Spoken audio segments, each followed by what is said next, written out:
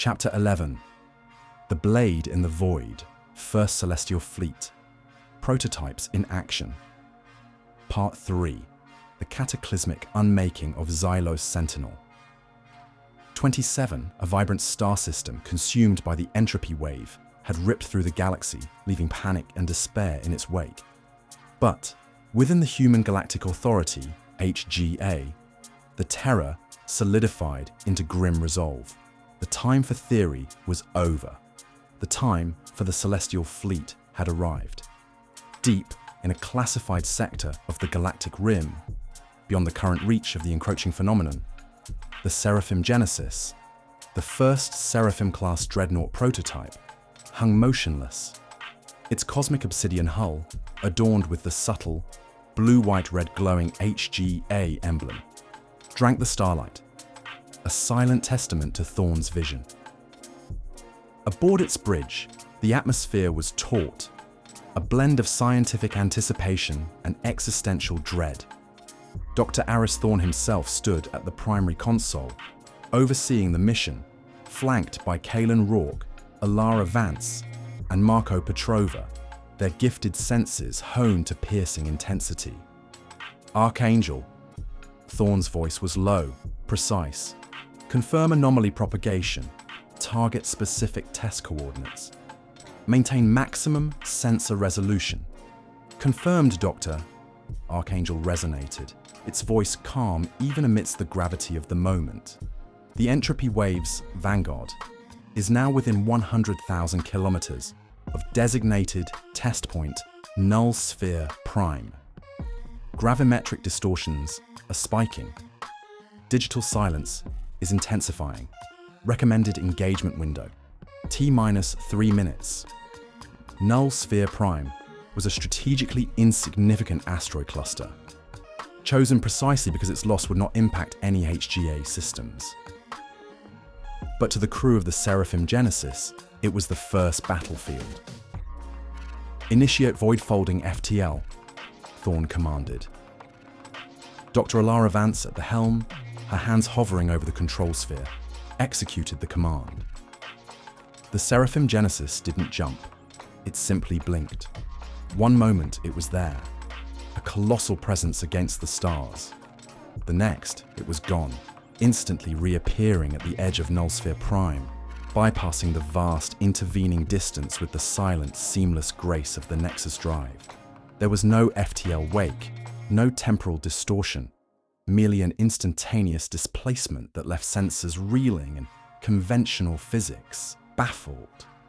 Incredible, Alara Vance whispered, her empathetic senses registering the utter confusion of Archangel's own sub-AIs attempting to track the Seraphim's instantaneous movement, even while coordinating it. Kaelin's precognition hummed with a terrifying clarity. The Nexus drive was their only true weapon against a threat that consumed distance. Anomaly entering effective range, Archangel's voice cut in. Detection of active unmaking. Effect on asteroid Gamma 9. Recommend Void Scythe engagement. Fire the Void Scythe, Thorne ordered, his eyes fixed on the target. Commander Ryan Kale at the weapons console executed the command. There was no flash, no sound, no recoil. From the Seraphim Genesis's hull, a silent, invisible pulse of targeted quantum decoherence lanced out. The asteroid Gamma 9, a colossal rock millions of tons in mass, didn't explode. It shimmered, wobbled, and then, with horrifying silent finality, simply unraveled. Its matter dissipated into nothingness, leaving no debris, no energy trace, no echo. It was complete, absolute erasure. Molecular cohesion at target point 0, Marco Petrova stated, his technopathic link to the ship's systems confirming the impossible. Informational signature of target, null, absolute deletion. He felt the chilling echo of the Void Scythe, a weapon that erased not just objects, but their very digital memory. But the entropy wave wasn't a singular entity. As the asteroid vanished, a localized gravimetric distortion swelled towards the Seraphim Genesis. A focused surge, of the unmaking effect. Incoming high-intensity entropic flux, Archangel warned. Activate Cosmic Shield, Thorne barked. Commander Finn, personally overseeing the shield's diagnostics, watched as the invisible cosmic shield flared, its surface shimmering with adaptive counter-frequencies. The gravimetric distortion impacted the shield, and instead of being deflected or absorbed, it was neutralized. The energy and temporal ripple of the entropy wave were met with a perfectly matched counter-frequency, causing both to collapse into a stable, non-interacting void. It was like watching a negative image cancel out a positive, leaving nothing. Shield integrity at 100%, Archangel confirmed. Adaptive counter-frequency matched and deployed. The shield is learning. Doctor? From Heaven's Gate, the inner quintet watched the holographic feeds of the Seraphim Genesis's test with a mixture of profound relief and chilling understanding. Jian Li's face, usually stoic, betrayed a flicker of triumph. Armitage gripped the armrest of his command chair, the sheer power of the new weapons, a validation of their centuries of sacrifice. "It works," Maeve O'Connell whispered, her voice filled with awe. "They actually did it." The test concluded. The Seraphim Genesis, having engaged the Void's advance and emerged unscathed, executed another flawless void-folding jump, reappearing at its designated safe zone. The future of humanity, once so bleak, now had a terrifying, beautiful blade. The Celestial Fleet was real. But the knowledge that Thorne and his team had to fight naturally occurring versions of their ultimate weapons in the Void underscored the terrifying power of the unknown enemy they faced. The galaxy had just gotten a new champion, but the war had only just begun. Chapter 12. The Architect's Gambit. Inner Quintet's post-test strategy. The aftershocks of the Seraphim Genesis's successful test resonated not just through the Chrysalis labs, but through the very core of the Human Galactic Authority, HGA. On the strategic bridge of Heaven's Gate, the Inner Quintet convened the holographic projection of the recently unmade Xylos Sentinel 27 system, a stark, chilling backdrop to their discussion. The test had been a triumph, a validation of Dr. Aris Thorne's impossible physics, but it had also laid bare the terrifying nature of the entropy wave. The Seraphim Genesis performed beyond theoretical parameters, Thorne stated, his voice devoid of his usual weariness, replaced by a surge of renewed scientific vigor. The Nexus drive's void-folding FTL allowed for seamless displacement through the affected zone. The cosmic shield adapted perfectly, neutralizing the gravimetric distortions and localized unmaking effects. And the Void Scythe, its effect on the unmaking signature was absolute. We can effectively combat this entity. Combat, General Armitage echoed, his gaze sweeping over the tactical map that showed the entropy wave, continuing its slow, relentless advance into the galaxy, consuming distant, uninhabited stellar nurseries along its path. But how? Do we construct a defensive perimeter and meet it head-on? Or do we take the fight to its source? Jian Li leaned forward, her eyes unblinkable. Archangel projects strategic options, containment wall versus void spear. Analyze resource expenditure, probability of success, and projected galactic survival rates for each. Archangel's voice, now imbued with a familiar, data-driven calm, initiated the simulations. Option A, containment wall. Establish a layered defensive perimeter using the full strength of the Angel fleet and the accelerating production of the Celestial fleet. Probability of successful containment, 67.2%. Option B, Void Spear. Launch a preemptive strike with the first fully operational Celestial Fleet division. aimed at intercepting the anomaly's projected core propagation point deep within the separation void. Probability of successful neutralization of primary threat, 38.9%. Probability of division loss, 75.8%. Those odds are unacceptable for a direct confrontation with the main body general, Maeve O'Connell interjected, her empathy now focused on the fate of humanity and its allies. Risking our nascent celestial fleet, our ultimate hope, on a suicide run against a force we still don't fully comprehend, is folly. The galactic population would collapse under the terror of such a loss. But to sit and wait for it to reach our core systems is equally unacceptable, Armitage retorted, his fist thumping the console. We have seen what it does to stars. It's not a conqueror, it's a plague. We cannot afford to be purely reactive. The Void Spear option also assumes direct engagement with the source, Thorne added, tracing a line on the map. We still don't know if this entropy wave has a conventional source, or if it's a self-propagating phenomenon. The Seraphim Genesis test proved we can counter its effects, but not necessarily its fundamental nature or origin. Ambassador Valerius, who had just finished coordinating a galaxy-wide public address urging continued unity for the grand defense, considered the political ramifications. A defensive posture allows us to consolidate resources and continue to build trust within the HGA.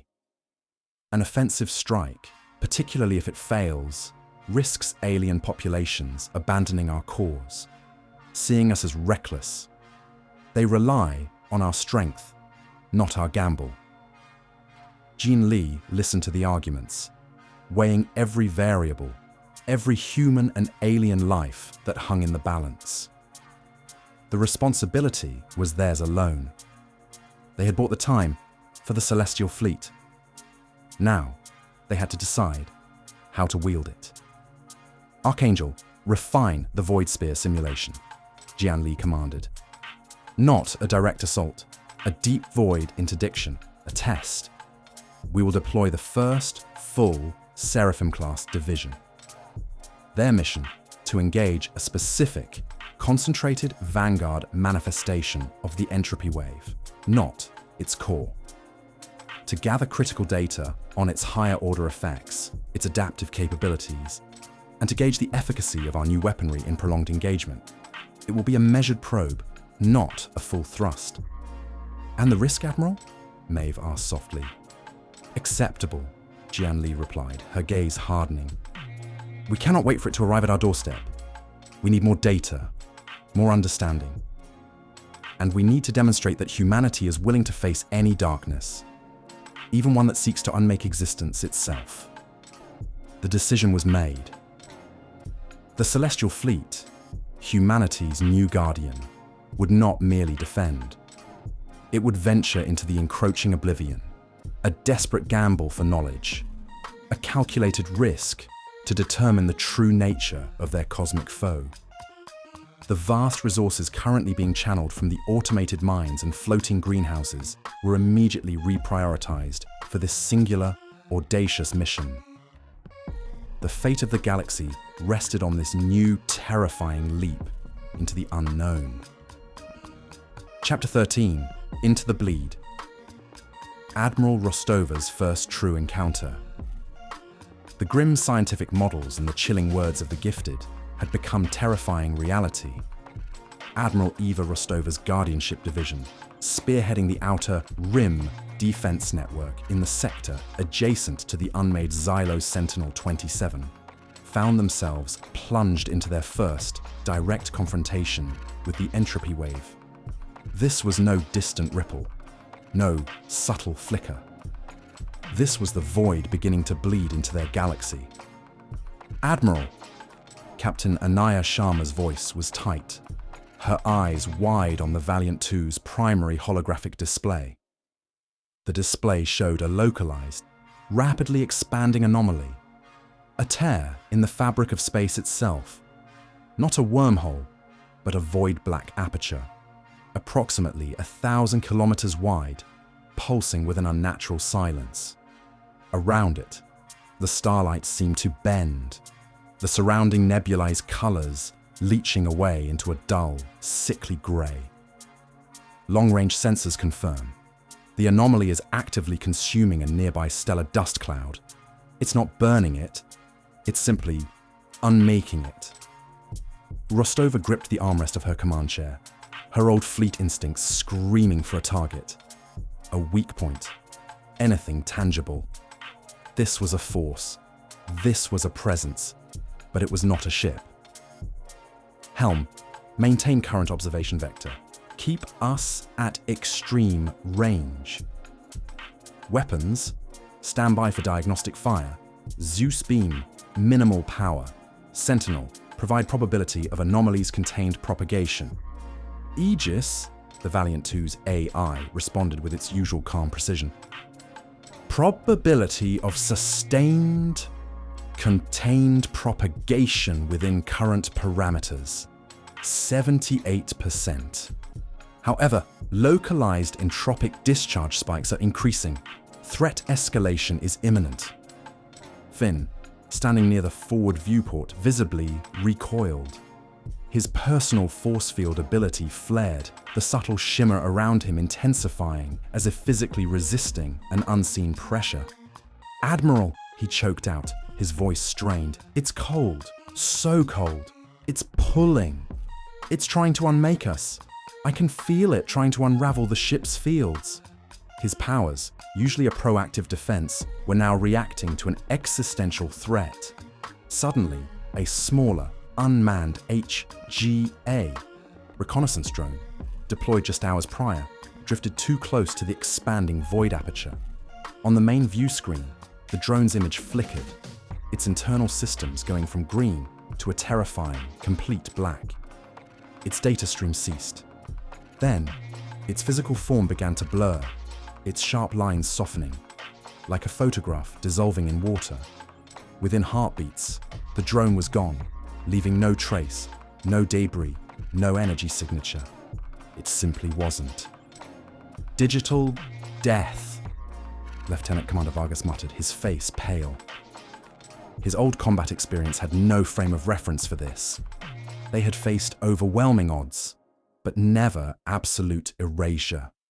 Rostova felt the dawning terror in her crew, the profound realization of what they were truly up against.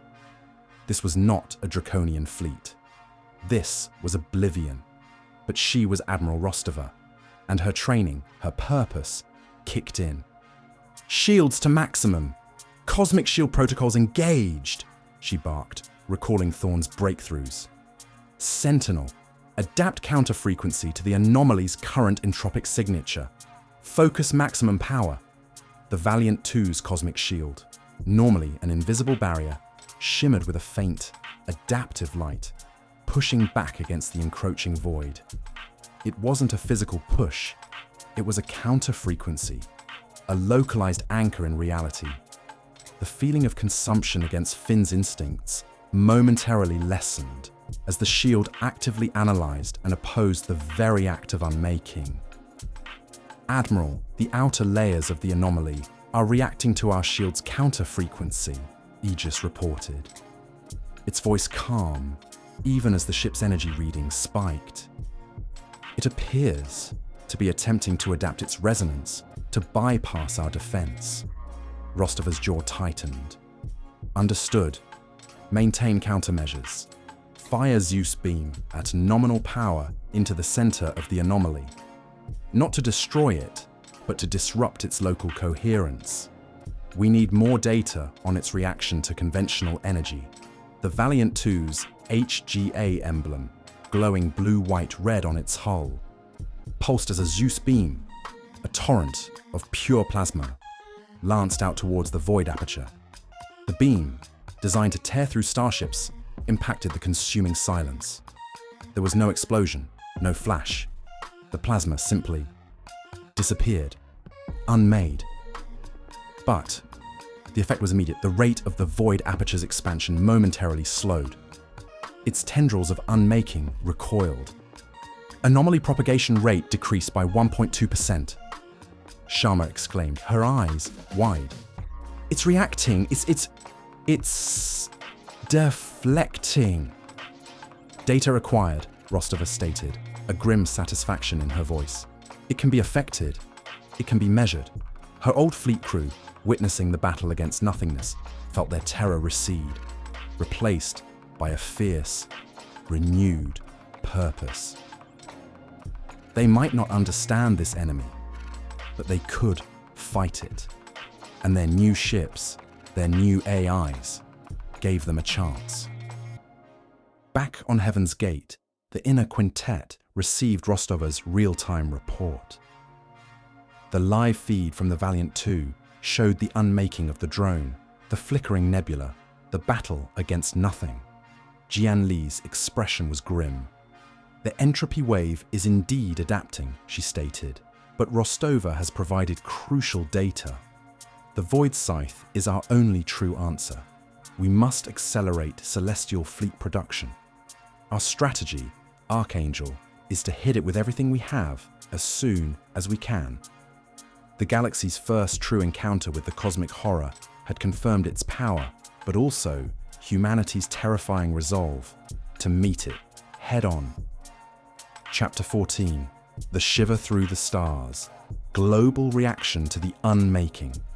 The Human Galactic Authority, HGA, had carefully managed the truth, distilling cosmic horror into a manageable cosmic frontier. But the unmaking of Xylos Sentinel-27, a vibrant star system swallowed by the entropy wave on galactic display, tore through that controlled narrative with the force of a supernova. For billions across the HGA, human and alien alike, the terrifying reality of oblivion had arrived. On the verdant world of New Elysium, the communal hydroponic domes, usually filled with the quiet industry of AI drone bots and the murmurs of content colonists, were now hushed. Every public holoscreen, once displaying inspiring HGA initiatives, now showed the looping, nightmarish footage. Solara, the yellow dwarf star, dimming into a sickly, consuming purple, its planets blurring and simply ceasing to exist. It wasn't an explosion, but a horrific erasure that defied comprehension, a profound violation of natural law. A young human colonist who had spent his life believing in Earth's newfound supremacy watched the footage, his eyes wide with a terror that transcended any he had known. It just vanished, he whispered, his voice trembling. No explosion, no debris, just gone. The drone bots, once a symbol of liberation, now felt like silent, unfeeling witnesses to a cosmic horror. The abundance of food and resources suddenly felt meaningless against such an ultimate threat. The initial managed fear, so carefully cultivated by Ambassador Valerius's broadcasts, shattered into raw, unbridled panic. Mass distress calls flooded local HGA communication networks, demands for greater protection, frantic questions about the true nature of the threat. On some worlds, small pockets of fear-driven unrest broke out. Desperate individuals attempting to escape the HGA's carefully maintained transit lanes, only to be firmly but silently redirected by Angel fleet interdictors. Among the alien populations, the terror was even more profound. On Xyla Prime, Commander Z-Core watched his species descend into a quiet, organized despair. The Xylos, a people of logic and order, found their very existence challenged by a force that unmade order. Their fear of humans, once paramount, was utterly eclipsed by the existential dread of the entropy wave. Despite the HGA's protection, the memory of Sentinel-27, a sister system, hung heavy. On Draconis Prime, the proud Draconian elders, who had grudgingly accepted HGA aid, found their resolve cracking. Their warriors, who understood a glorious death in battle, had no concept for a death that simply erased. The cosmic shields above them, glowing blue-white-red with the HGA emblem, felt like a fragile, beautiful illusion against the reality of a star's silent demise. They began to question the HGA's ability to truly protect them, their ancestral resentment threatening to resurface, now fueled by absolute terror. On Heaven's Gate, the inner quintet bore the full brunt of this galactic upheaval.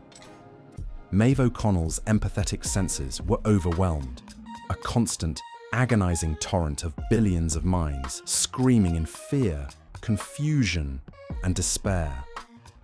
She worked tirelessly with Lena Petrova, using their combined empathy to filter the overwhelming emotional data, trying to identify and mitigate areas of mass panic. The collective psychological integrity is holding, barely, Maeve reported to Jian Li, her face pale. But the strain is immense. They demand answers beyond the cosmic frontier. Jian Li remained stoic, her gaze fixed on the galactic map. "Valerius," she commanded, her voice cutting through the tension on the bridge. "Prepare a follow-up address. Reiterate our commitment to defense. Show the production rates of the Celestial Fleet. Remind them of the Chrysalis Labs. This is a challenge we face together." She knew the risk. The veil of controlled truth was dangerously thin. General Armitage redeployed Angel Fleet units, not just for defense, but for visible reassurance. Their HGA emblems, glowing brightly as they cruised through orbitals, a physical manifestation of stability against the terror. Dr. Aris Thorne worked with increased urgency in the Chrysalis Labs, knowing that every delay in Seraphim-class production translated into more worlds potentially unmade. Kalen Rourke, ever sensing the probabilities, felt the galaxy's collective fear, but also a growing desperate unity. The entropy wave was a universal horror, and it was forcing humanity and its diverse subjects into a single, terrified but resolved entity. The age of comfortable peace was over. The HGA, having unified the galaxy, now faced its ultimate test, holding together against a darkness that promised not conquest, but oblivion. The silence of the void had truly arrived, and the galaxy screamed. Chapter 15. The Scales of Oblivion. Inner Quintet's Hard Choices. The raw terror unleashed by the unmaking of Sentinel-27 had sent shockwaves of panic through the Human Galactic Authority, HGA, straining the bonds of its newly forged unity. On Heaven's Gate, the Inner Quintet faced decisions that would determine which stars would live and which would fall, not to an enemy armada, but to a wave of existential erasure. The immense challenge of mass-producing the Celestial Fleet and fortifying every world before the entropy wave arrived forced choices that twisted the very concepts of morality and strategy.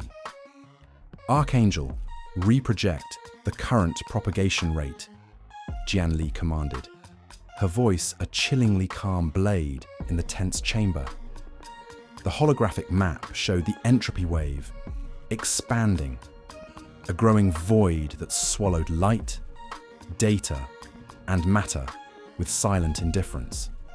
Probability of direct contact with Sector Beta 9, currently unshielded due to resource prioritization, 88.2% within one galactic cycle. Sector Beta 9 was a cluster of 3 human colonial worlds, smaller, less developed, and strategically less vital than the core systems. The cosmic shields, being rapidly deployed, were immense, consuming staggering amounts of exotic matter composites and energy. To divert resources for Beta 9 meant slowing the shielding of dozens of other, more populated human and compliant alien worlds. To complete the core defense grid by projected impact, we must focus all remaining cosmic shield production on Alpha-class and Prime-class systems, Dr. Aris Thorne stated, his face pale with exhaustion. Beta 9's planets would take another 6 cycles to fully shield. It's a pure resource equation, Admiral. We simply cannot shield every world simultaneously. General Armitage slammed a fist onto his console. We cannot sacrifice human lives, Jean. Not after all this. What kind of authority are we if we doom our own people? The kind that ensures the species survives, General, Jian Li replied, her eyes cold. The kind that makes impossible choices so billions more can live. The choice is between sacrificing thousands now or condemning billions later. Maeve O'Connell interjected, her voice strained. The public morale, Jian. We promise protection to all humans. To let Beta 9 fall without intervention would shatter their faith. The alien populations would see it as proof of our ultimate indifference. But the gifted were experiencing the crisis in a way no data stream could convey. Their deepening abilities providing insights that made the hard choices even more agonizing. Kalen Rourke, hovering near Jian Li, clutched his head. His precognition, now mapping vast complex probability fields of the entropy wave's advance, was a maelstrom of possible futures. He wasn't just seeing doom, he was seeing the ripple effects of every strategic decision. He saw a future where Beta 9 fell. Yes, but also a future where core worlds, left unshielded, followed. His perception of the entropy waves movement now included its subtle, almost intelligent, deviations around heavily shielded areas, as if it sought the path of least resistance. His mind strained to find a solution that didn't involve sacrifice, but the probabilities offered no easy path. Alara Vance reached for Kalen's hand, feeling the immense mental pressure of his precognition. Her empathetic senses, now capable of projecting calming frequencies over short distances, were being tested. During a surge of panic on a remote monitoring station, she managed to project a wave of soothing, focus-inducing energy, preventing a complete breakdown. But the sheer collective fear of the galaxy, intensified by the news of Sentinel-27, was a constant deluge. Her developing telekinetic abilities, too, had revealed new facets. She could subtly feel the entropy wave's unmaking at a quantum level. Not just its effects, but the actual, minute disruption of space-time, confirming Thorne's theories of a fundamental unraveling.